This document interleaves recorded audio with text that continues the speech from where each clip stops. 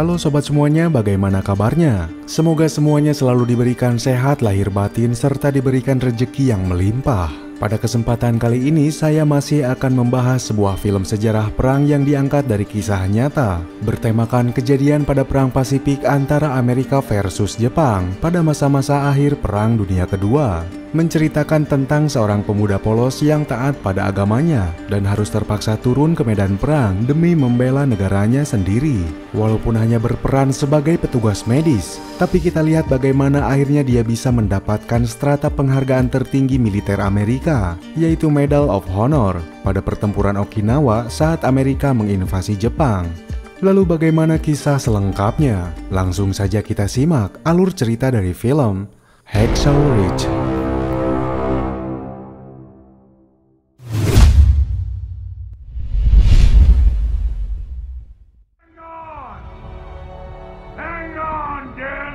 Weary and increases the power of the weak. Desmond! They will run and not grow weary. They will walk. We're gonna get you out of here!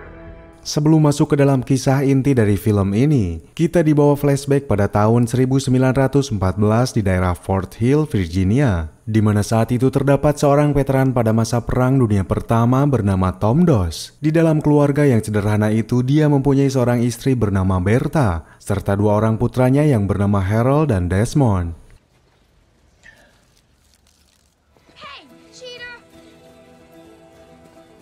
Well, that's all I got for you today. Perang Dunia Pertama yang pernah dialaminya ternyata membuat sifat dan psikologisnya berubah, terutama setelah rekan-rekan seperjuangannya gugur saat pasukan Amerika melakukan pertempuran di wilayah Prancis. Tom Doss berubah menjadi seorang pemabuk berat, hingga tak jarang sifat temperamentalnya dilampiaskan kepada keluarga kecilnya sendiri. Desmond! Tom, stop. Kebiasaan buruknya itu ternyata menimbulkan efek negatif pada kedua anaknya. Mereka seakan dididik dengan cara yang keras, bahkan Tom Doss sangat senang melihat kedua anaknya berkelahi. Hingga suatu ketika semua terkejut saat Desmond dengan tega memukul kakaknya menggunakan batu, sampai Harold tak sadarkan diri. Al, you hear me? Dari sana, kedua orang tuanya baru menyadari bahwa ada yang salah dengan cara mereka mendidik anaknya. Terlebih keluarga mereka adalah penganut Kristen Protestan yang berpaham pada ajaran gereja Masehi Advent yang sangat taat. Kejadian kekerasan itu ternyata membuat Desmond merasakan trauma mendalam. Hingga kemudian 15 tahun berlalu setelah dia beranjak menjadi seorang remaja. Dia memutuskan untuk mengabdikan hidupnya menjadi penjaga gereja demi bisa menebus kesalahannya.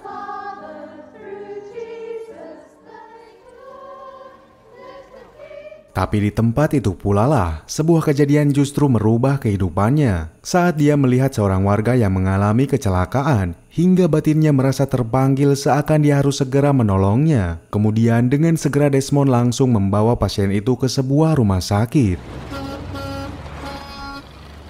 Setelah dia berhasil menolong pasien itu, tiba-tiba konsentrasi Desmond terfokus pada seorang perawat di tempat itu yang bernama Dorothy. Dia langsung berpura-pura untuk menawarkan diri sebagai seorang pendonor darah, dan dari sanalah awal mula pertemuan dan kedekatan mereka terjalin.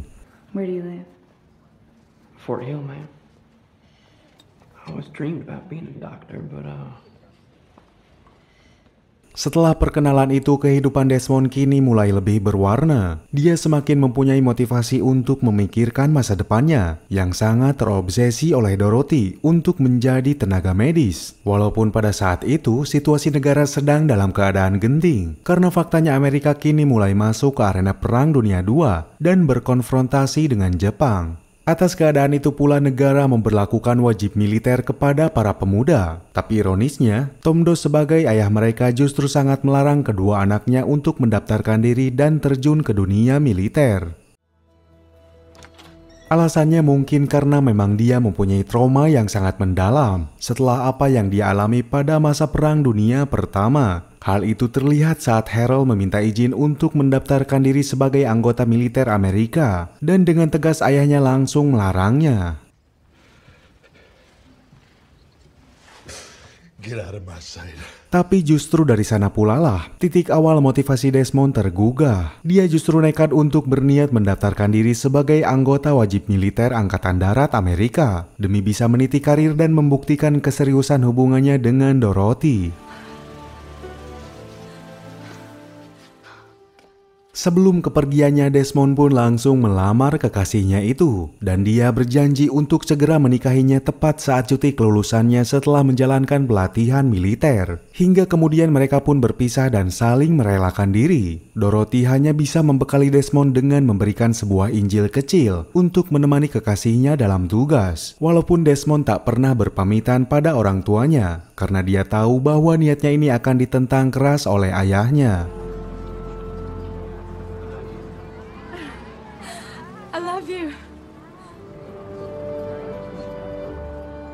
Setelah melakukan perjalanan panjang itu, akhirnya Desmond tiba di sebuah camp bernama Fort Jackson di Carolina Selatan. Di sana dia langsung berusaha berbaur dan beradaptasi dengan satuan regunya di barak itu. Walaupun pertemuan pertama mereka tak semulus dengan apa yang dibayangkan, karena saat itu Desmond mendapatkan ejekan dari rekan-rekannya gara-gara dia berasal dari Fort Hill, Virginia, yang dicap sebagai daerah perkampungan. Tapi di dalam regunya itu pula Desmond bertemu dengan rekan-rekan baru yang akan menjadi orang terdekatnya. Mereka diantaranya adalah Smitey, Kerzinski, Lewis, Vito, Lucky Ford, Pinnick, Walker, dan Chris Nolan.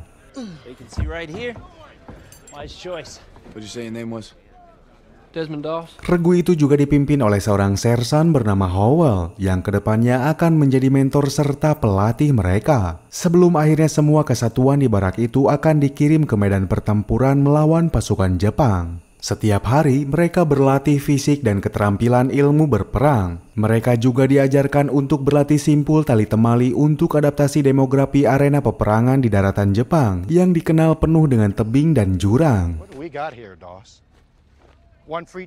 Desmond juga berhasil membuat para pelatih terpukau saat dia mampu mengalahkan Smitey yang selama ini selalu menjadi prajurit yang diandalkan dalam latihan ketahanan fisik. Tapi suatu kejadian mencengangkan terjadi saat pada suatu hari Desmond menolak untuk mengikuti latihan menembak. Bahkan dia menolak memegang senjata berjenis M1 yang diberikan kepadanya. Sersan Howell yang tampak sangat kecewa mencoba menggali alasan Desmond melakukan ini semua. Dan ternyata dia hanya memberikan satu alasan tegas bahwasanya ajaran agamanya melarang dia untuk membunuh sesama manusia. Atas alasan itu semua orang seakan mencibirnya karena mereka berpikir, untuk apa Desmond berada di tempat itu jika sebetulnya dia menjadi manusia yang sangat taat pada ajaran Tuhan. Karena memang peperangan diperuntukkan untuk orang-orang yang berani mengantar dan menjemput kematian, bukan untuk seseorang yang alim dan taat.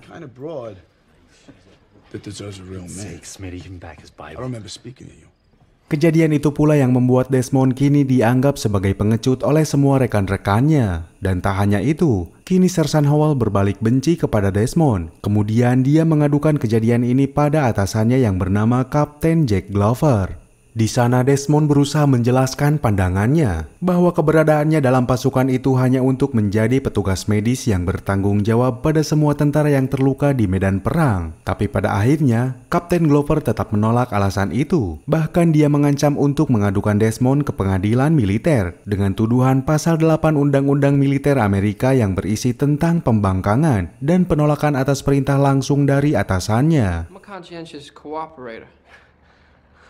Dari sana pula Kapten Glover serta Sersan Howell berusaha untuk mempersingkat permasalahan ini dengan cara menyuruh Desmond untuk mengundurkan diri dari pasukan militer Amerika. Bahkan mereka berniat melakukan kesengajaan untuk menyiksa Desmond di dalam barak supaya dia menyerah dan mengundurkan diri dengan sendirinya. Why the hell are you still here? Hey, knock it off!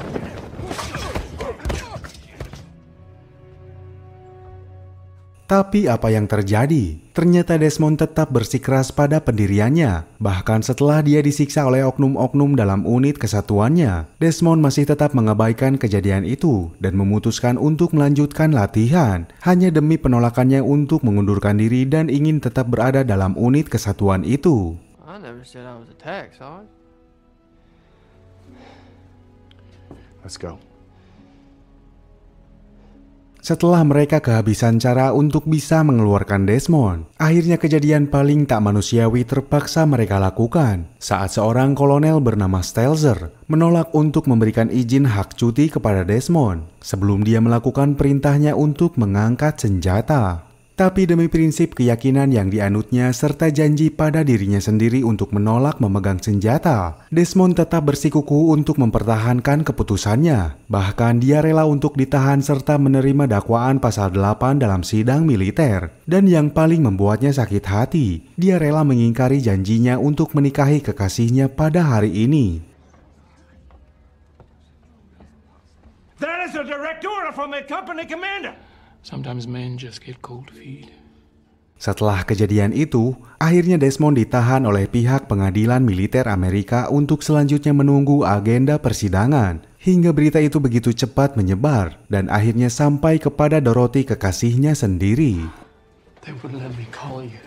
Desmond berusaha untuk menjelaskan apa yang telah menimpanya selama ini. Bahwa keangkuhannya untuk menolak memegang senjata serta niat tulusnya untuk menjadi petugas medis di medan perang akhirnya bisa berujung tragis seperti ini. Hingga atas rasa prihatinnya itu, kemudian Dorothy terpaksa menghubungi orang tua Desmond yang memang selama ini tak pernah mengetahui kabarnya. Dan setelah mendengar kejadian itu pula, tiba-tiba ayah Desmond berniat untuk melakukan sesuatu demi anaknya itu. I don't know what he's gonna do.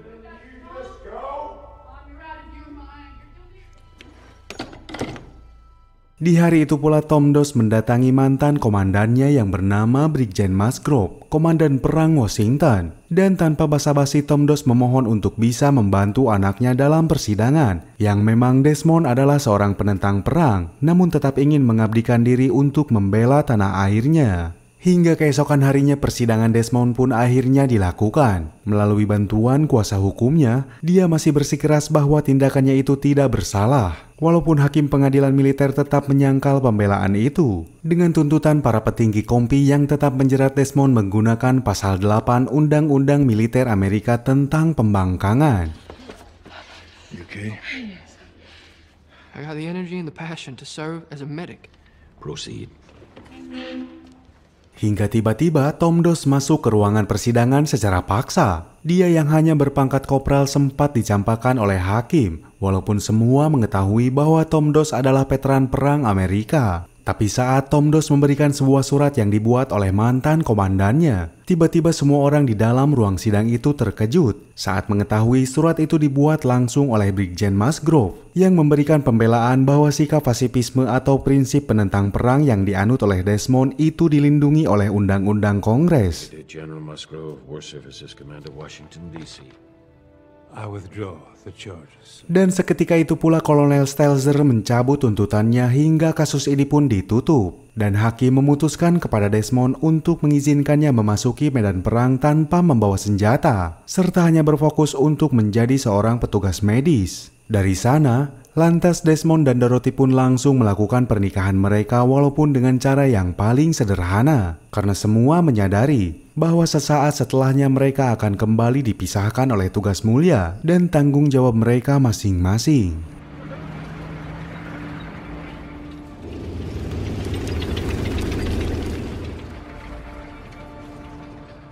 Hingga singkat cerita beberapa hari kemudian pada bulan Mei tahun 1945, pasukan armada Pasifik Amerika berhasil mendaratkan batalion demi batalion infanteri angkatan darat mereka di Pulau Okinawa, sebuah pulau kecil yang berada di sebelah selatan daratan Jepang. Karena memang pulau itu menjadi basis pulau strategis Jepang untuk mempertahankan wilayah mereka dari gempuran armada Pasifik Amerika Serikat yang mempunyai strategi untuk menjadikan pulau itu sebagai pangkalan militer mereka selanjutnya demi bisa menginvasi seluruh daratan Jepang.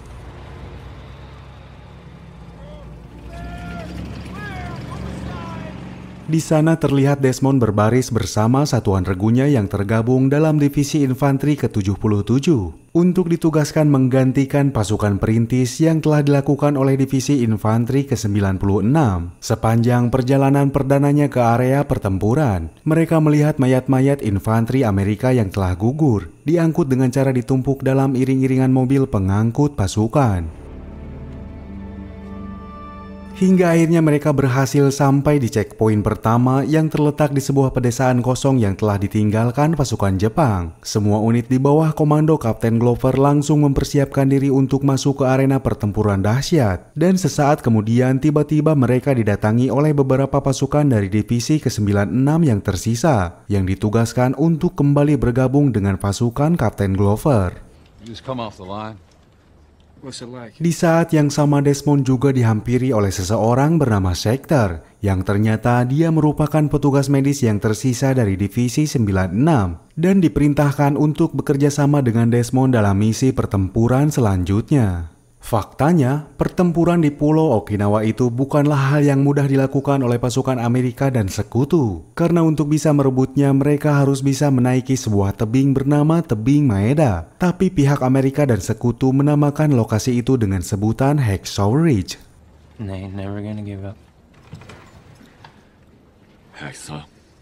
Mereka dituntut untuk bisa mengalahkan ribuan pasukan Jepang yang berada di atas tebing tersebut, yang selama ini menggunakan strategi perang dengan menggunakan lubang-lubang galian bawah tanah yang menyulitkan pihak sekutu untuk bisa menembusnya, walaupun didukung oleh serangan jarak jauh dari armada laut mereka.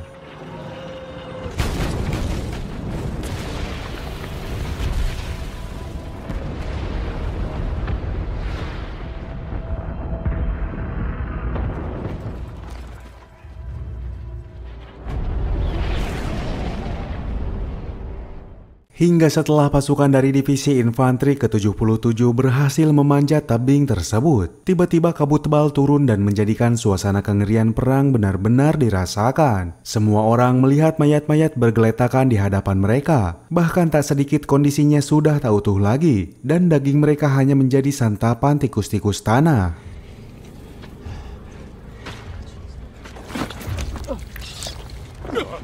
Di tengah keheningan itu, tiba-tiba rentetan tembakan terdengar di depan mereka. Serangan itu menyebabkan beberapa puluh tentara gugur hanya dalam waktu 15 menit pertama, dan seketika menyibukkan Desmond sebagai petugas medis untuk menolong para tentara yang terkena tembakan, juga dentuman bom dari pihak Jepang.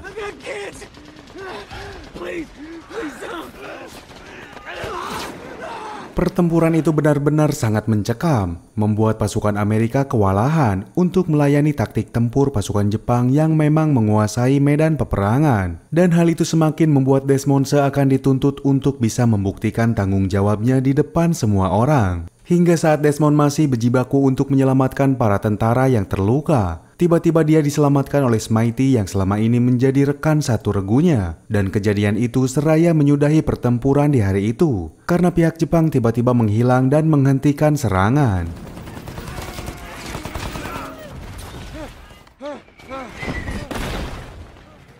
Good job, man. Good work. Di malam itu, Kapten Glover memutuskan untuk bertahan di atas tebing itu, kemudian memerintahkan pasukannya untuk beristirahat di dalam lubang-lubang besar yang tercipta dari ledakan bom serangan armada laut sekutu sebelumnya. Saat itu, secara kebetulan Desmond ditugaskan untuk beristirahat dengan Smitey dalam satu lubang persembunyian. Desmond langsung memberikan makanan kalengnya kepada Smitey, karena memang dia juga menolak untuk memakan daging. Dan di sana semua baru menyadari bahwa selama ini penilaian mereka terhadap seseorang terlalu sempit.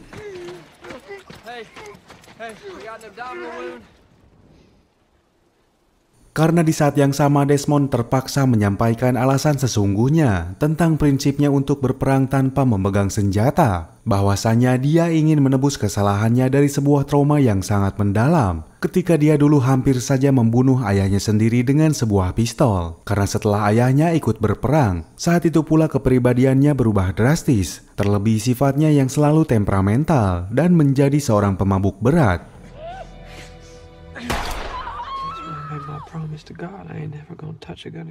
Malam itu menjadi malam yang panjang untuk semua orang yang berada di sana. Perasaan dan pikiran-pikiran negatif selalu muncul di kepala para tentara tentang kematian yang seakan sebentar lagi menjemput dan membuyarkan kerinduan mereka tentang nyamannya rumah serta hangatnya keluarga.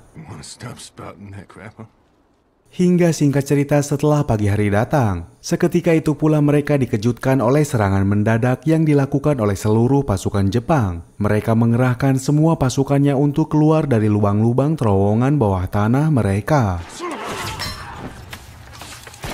Strategi itu ternyata kembali mampu memukul pihak pasukan Amerika yang memang masih berada dalam kondisi ketidaksiapan dan menyebabkan ratusan tentara gugur hanya dalam waktu beberapa menit pada serangan di pagi itu.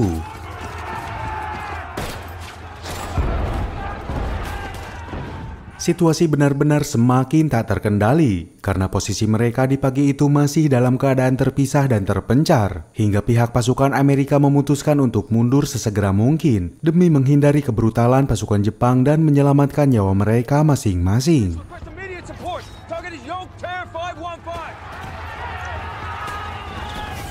Sebagai petugas medis, Desmond yang melihat situasi kacau ini semakin merasakan stres. Terlebih dia mendapati rekan petugas medisnya yang bernama Sekter juga mengalami luka berat akibat terkena tembakan dari senapan mesin.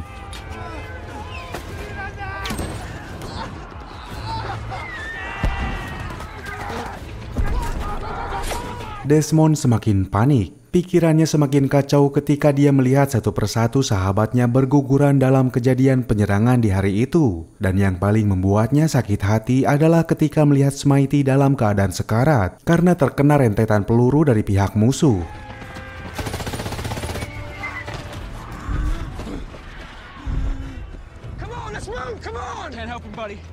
Kepanikannya belum berakhir sampai di sana, karena saat semua pasukan dari divisinya telah berhasil menuruni tebing Maeda, tiba-tiba di tengah pertempuran dia melihat Sersan Howell juga tergeletak karena terkena tembakan pasukan Jepang. Hingga atas situasi itu pula dia memutuskan untuk tetap bertahan di atas tebing, demi bisa menolong sisa-sisa tentara Amerika yang mungkin masih bisa diselamatkan, dan diturunkan ke bawah tebing walaupun harus mempertaruhkan nyawanya sendiri.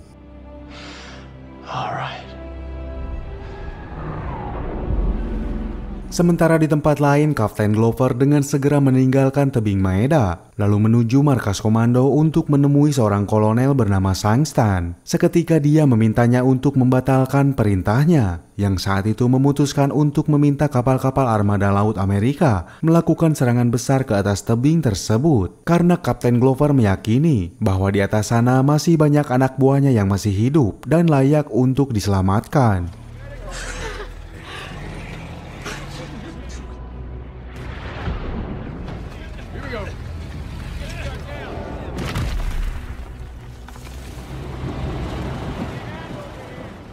Di sore itu, Desmond terus berusaha menghampiri satu persatu pasukan yang terluka, seraya dia berjanji untuk menyelamatkan dan membawanya pergi dari tempat itu. Hingga dari sana, kepalanya seolah mendapatkan ide-ide yang sebelumnya tak pernah dia pikirkan, yaitu menurunkan satu persatu tentara yang terluka dari atas tebing, menggunakan seutas tali yang dibebankan pada tubuhnya sebagai katrol. Tanpa membuang waktu, dia mulai menurunkan satu persatu pasukan terluka dari atas tebing itu, hingga kejadian itu diketahui oleh pasukan lain yang berada di bawah.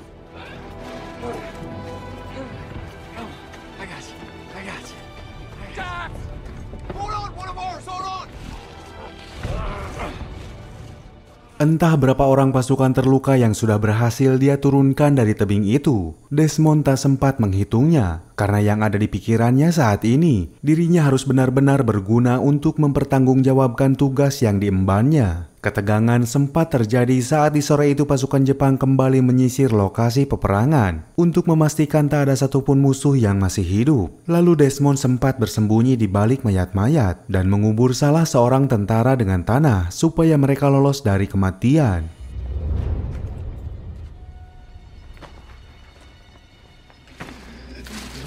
Let's go, buddy. Walaupun akhirnya dia berhasil diketahui oleh pasukan Jepang, menyebabkan Desmond berlari mengikuti arah kakinya sendiri hingga berakhir masuk ke dalam sebuah lubang persembunyian milik Jepang yang dipenuhi dengan mayat-mayat yang mulai membusuk. Di dalam sana Desmond berusaha untuk mencari jalan keluar. Sesekali dia harus bersembunyi dan berpapasan dengan tentara Jepang. Dan di saat yang sama, tiba-tiba dia dikejutkan ketika bertemu dengan salah seorang tentara Jepang yang sedang terluka. Tanpa berpikir panjang, Desmond langsung menolong tentara musuh itu. Dengan perasaan tulus, dia mengupayakan supaya tentara itu bisa selamat. Walaupun secara akal sehat, tidak seharusnya dia menolong musuh yang mungkin saja akan menyerang dan membunuhnya. Tapi akhirnya di sepanjang malam itu Desmond terus berusaha menurunkan puluhan pasukan. Sampai dia nekat menurunkan pasukan Jepang yang terluka untuk dirawat oleh tim medis Amerika. Tangannya yang mulai berdarah sudah tak dihiraukan lagi. Hingga malam panjang itu berhasil dia lewati walaupun harus bekerja seorang diri. Help me get one more. Help me get one more. Help me get one more.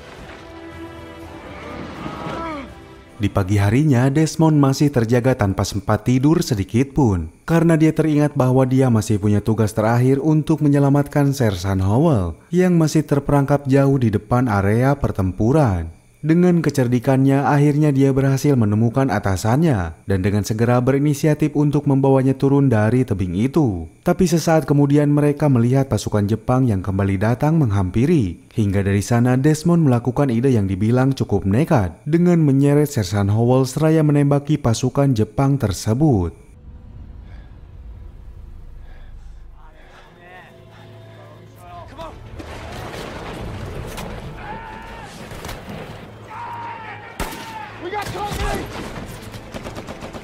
Dalam situasi menegangkan itu, Desmond terus berusaha menurunkan Sersan Howell. Walaupun di atas tebing, dia terus ditembaki oleh pasukan Jepang. Hingga setelah Sersan Howell berhasil turun, lantas dia langsung memerintahkan semua pasukan untuk membantu Desmond.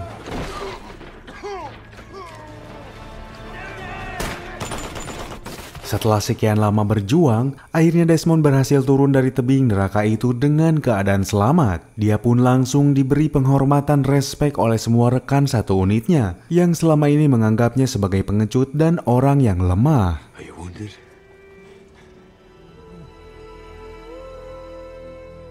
Hingga singkat cerita pada sore harinya Desmond kini telah berada di dalam tenda tim medis Amerika. Di sana dia melihat puluhan tentara yang berhasil dia selamatkan. Walaupun saat itu dia harus menerima fakta bahwa dirinya telah gagal untuk menyelamatkan Sektor dan Smitey. Atas situasi dan informasi yang diberikan Desmond pula lah, akhirnya Kapten Glover memutuskan untuk kembali melakukan penyerangan ke atas tebing itu esok hari. Walaupun dia tahu bahwa besok adalah hari Sabtu Sabat, yang menjadi hari akhir pekan dan dilarang melakukan aktivitas untuk kepercayaan yang dianut Desmond. Tapi untuk kali ini Desmond sejenak berpikir bahwa besok adalah kesempatan terakhir untuk pasukan Amerika dalam misinya merebut Pulau Okinawa. Hingga atas alasan itu pula dia akhirnya bersedia untuk melanggar aturan kepercayaannya sendiri demi bisa memenangkan peperangan ini.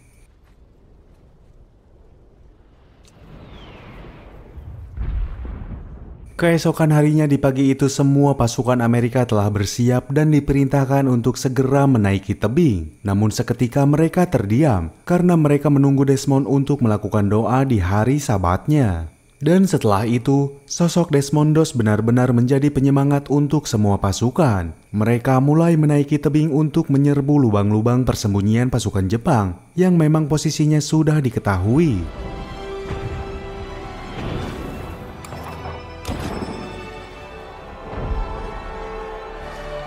Hingga dalam situasi kritis itu, seorang panglima Jepang yang bernama Mitsuru Ushijima memutuskan untuk melakukan harakiri atas kekalahannya di pulau itu. Kemudian semua pasukan Jepang yang tersisa akhirnya menyerah. Walaupun di saat yang sama Desmond harus terkena ledakan bom yang mengakibatkan kakinya terluka parah.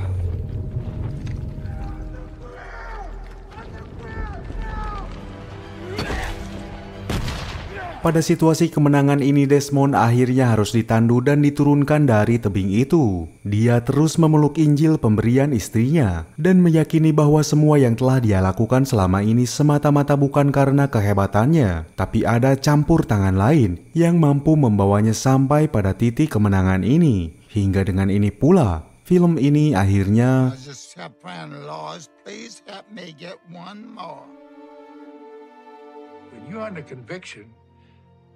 That is not a joke. tamat. Sekian yang bisa kami persembahkan dalam alur film kali ini. Semoga bisa menghibur sobat semuanya. Mohon maaf jika masih banyak kekurangan. Sampai jumpa lagi di kisah berikutnya.